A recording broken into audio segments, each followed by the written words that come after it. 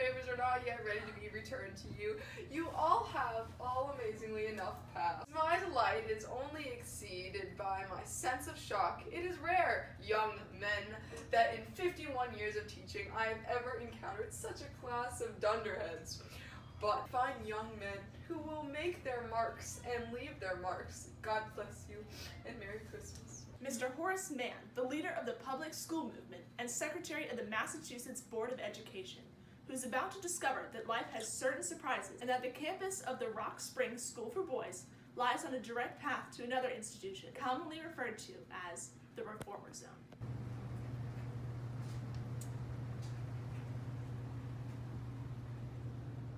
Hey, isn't that the Audubon guy whose art contributed to Western population movements?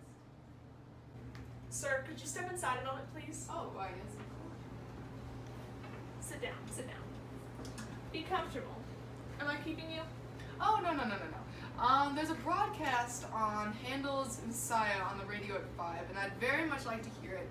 That's a very lovely thing, very, Yule-like. This won't take long. Professor, you did not respond to the letter the trustees sent you last week.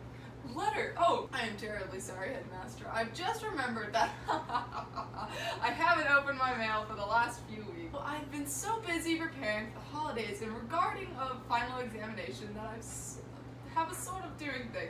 I'm very certain of the content of that particular letter. And your reaction? Oh, well, naturally I'll go along. Oh, well, that's very perspicacious of you, Professor. I should tell the trustees that you've read their communication and that you agree with it. Now, I as was your telling replacement- my housekeeper only the other day I should very well go on teaching in this place until I'm 100 years old. Professor Mann, I think you'd better read the communication. Oh, yes, I will, Mr. Headmaster. Though it's an odd formality, isn't it? This contract signing year after year. You could tell the trustees from me that old man won't desert this ship. Professor Mann, the communication the trustees sent you was not a contract. As a matter of fact, it was a notice of termination. You've been on the faculty for more than 50 years. You reached the normal retirement age several years ago. We decided at our winter meeting that perhaps a younger man, if you could have been at that meeting, sir, you'd have been very proud of the things that was said about you and your work, but, well, youth must be served, changing the guard, that sort of thing. Am I to understand, Mr. Headmaster, that my contract is not to be renewed in discharge? Discharged? Oh, no, Professor. Please don't call it that. It's retirement and half salary for the rest of your life. For the rest of my... Well, this certainly proves one thing. On my word, it does. Proves that a man should read his mail. Yes, read his mail. Merry Christmas, Professor. Huh?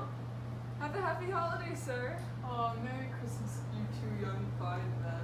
Don't eat too much turkey. Merry Christmas. Merry Christmas. What's the matter with old Weird Beard? He was crying. Did you notice that?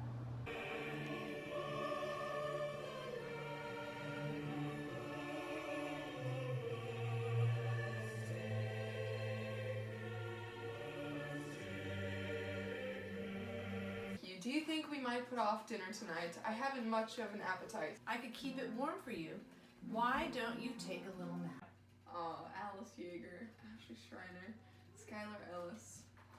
They all come and go like ghosts. I gave them nothing. Nothing at all. Poetry has left their minds the minute they themselves left. Age slogans. They were out of date when I taught them. Quotations dear to me, they were meaningless to them. I was a failure in Flanders, an object, miserable failure. I moved nobody, I motivated nobody, I left no imprints on anybody. Think I'll take that nap now. Professor! Well there, I wonder if you ever have self-doubt. I guess not. Be ashamed to die until you have won some victory for mankind. I have won no victory. Now I am ashamed to move west in my life here. Goodbye, dog. Class bells. Well, that's odd. Why would they ring now?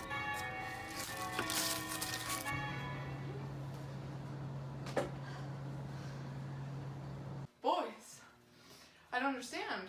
What I meant to to say is that I don't... Artie Beechcroft, sir. Second form. Class of 41. How are you, Professor? I'm delighted to see you, Artie. I've missed you, but forgive me. But what are you doing here? You shouldn't be here, Artie. You were killed. I wanted to show you this, Professor. It's the Congressional Medal of Honor, awarded to me posthumously. Very prideful thing, Mr. Beechcroft. Very prideful thing, and I am indeed proud of you. I don't understand.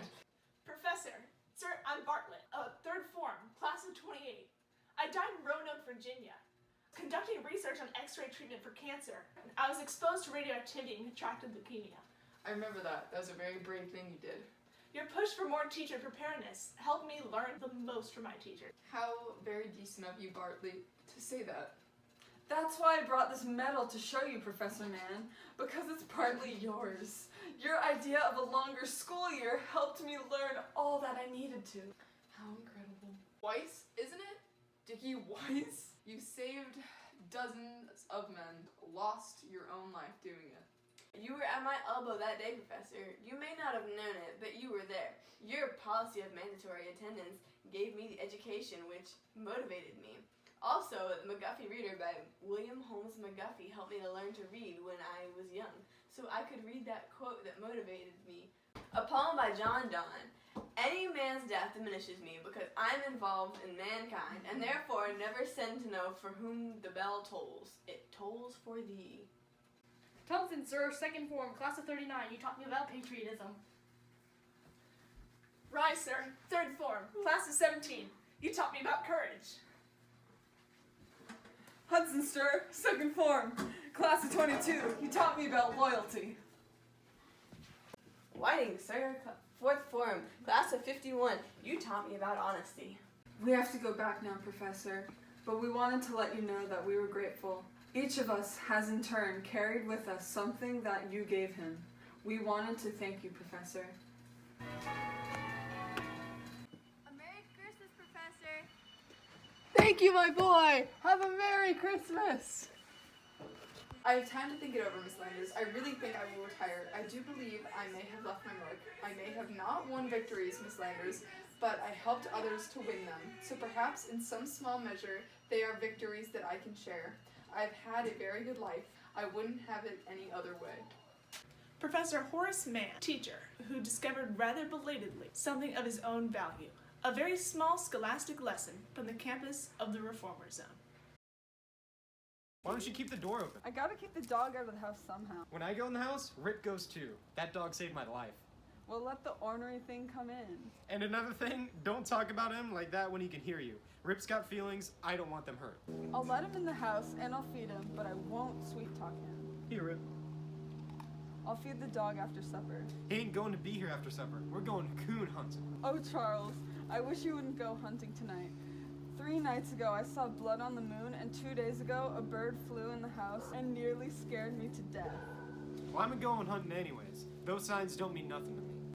An old man and a hound dog named Rip off for an evening's pleasure in quest of a raccoon. Their hunters won't be coming back from the hill. They're headed for the backwoods of the Reformer Zone. Smell him out there, boy. He's around here somewhere. Come back here, Rip. Don't go in there. I'll pull you out. Come back here. Hold on there, Rip. Rip, we must have trailed that coon half the night. Figure that's about deep enough. That ain't no more than 3 feet. What? That's feet deep for a dog.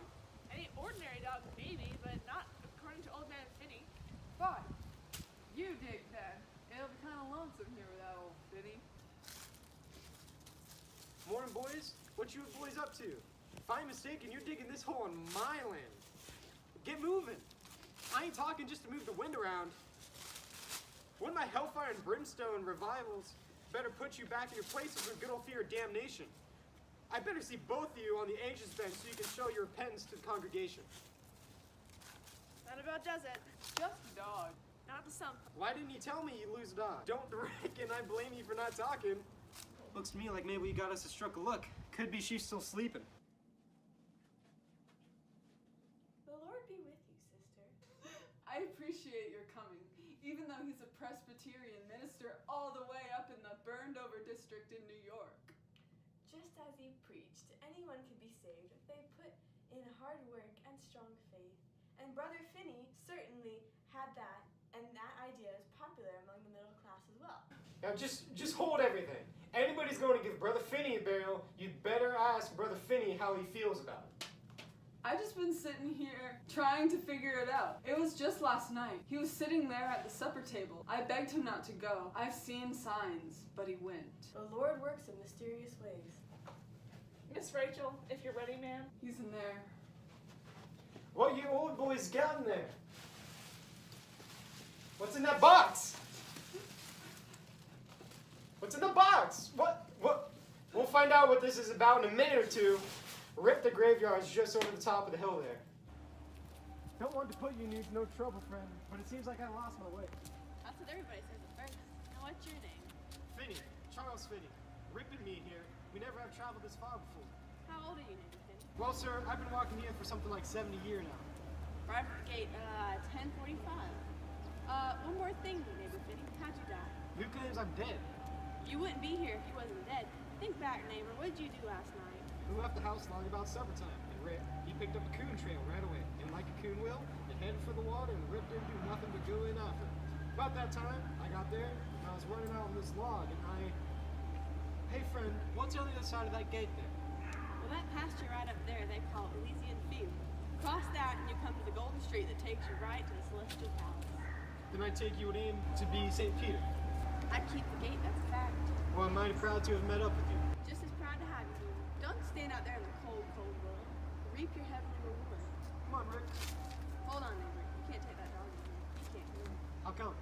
This is folks' heaven. There's a place we can put him up the road. Come on, Rick. Hold on, neighbor. Ready for your going? Me and Rip's going somewhere. There ain't no place else to go. We'll go wherever the road takes us. That is Eternity Road. It just keeps on, never stops, leads nowhere. Howdy! So I'm looking for Mr. Finney and his dog Rip. Well, that's us. Hey there. Well, if you and Rip are ready, we can mosey on our way over. Mosey along where? Well, heaven. Well, now, like I told that other fellow, I ain't going nowhere without Rip. Heaven would be a hell of a place without him. Well, you ain't far wrong, Mr. Finney. That is hell. Heaven is up on yonder. What reason would they have for wanting to keep Rip out? And there was a feared Rip would have warned you, and he would have. Time he got a whiff of that brimstone, you see, a man will walk right into hell, but even the devil can't fool a dog. You wouldn't have to be St. Peter, would you? Oh, no, I'm just a regular angel. How's the coon hunting with you, boy? Oh, fine, Mr. Finney. There's one tonight after the square dance. Welcome to heaven, Mr. Finney. Thank you, son. Right proud to be here. But, Rachel, she wouldn't have any problems getting past the guy at the gate up there, would she? No. Not Rachel. She'll be guided along with us, but that's what I'm told. Well, glad to hear it. Come along, Rip. Travelers to unknown regions would be well advised to take along the family dog. He could just save you from entering the wrong gate. At least, it happened that way once in a mountainous region of the Reformer Zone.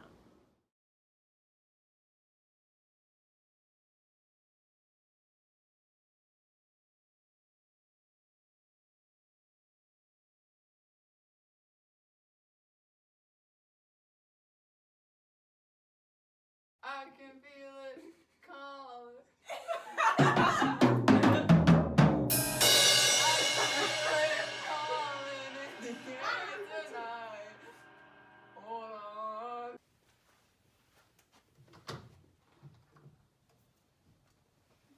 Well there, I wonder, do you ever have self-doubt?